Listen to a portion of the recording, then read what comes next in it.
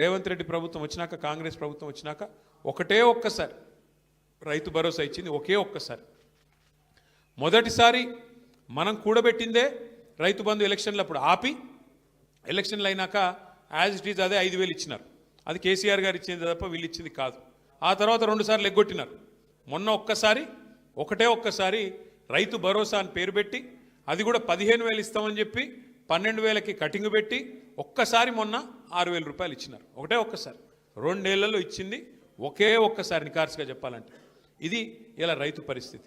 సరే, ఇక రైతు భరోసా పక్కన పెడితే, రైతు బంధు పక్కన పెడితే ఇలా రైతుల అవస్థ ఇప్పుడే హర్షవర్ధన్ రెడ్డి గారు చెప్పినారు. క్రాప్ హాలిడే ప్రకటించే దుస్థితి, యూరియా కోసం లైన్లలో యుద్ధాలు చేసే పరిస్థితి. నేను చెప్తుంది అబద్ధమా? మీరు చూస్తున్నారు గ్రామాల్లో. మీరు చూడండి ఒక్క మాట, లైన్లు కడుతున్నారు, చెప్పులు లైన్లో పెడుతున్నారు రైతులు. మరి అవన్నీ పేపర్ వాళ్ళు ఫోటోలు తీసి, మా తమ్ముళ్ళు వీడియోలు తీసి సోషల్ మీడియాలో పెడుతున్నారు. మరి తప్పించుకోవాలా? ఏం చేయాలా? అందుకే కొత్త ఉపాయం పన్నినాడు రేవంత్ రెడ్డి గారు. కొత్త ఉపాయం కనిపెట్టినాడు. ఏమని? షాపులు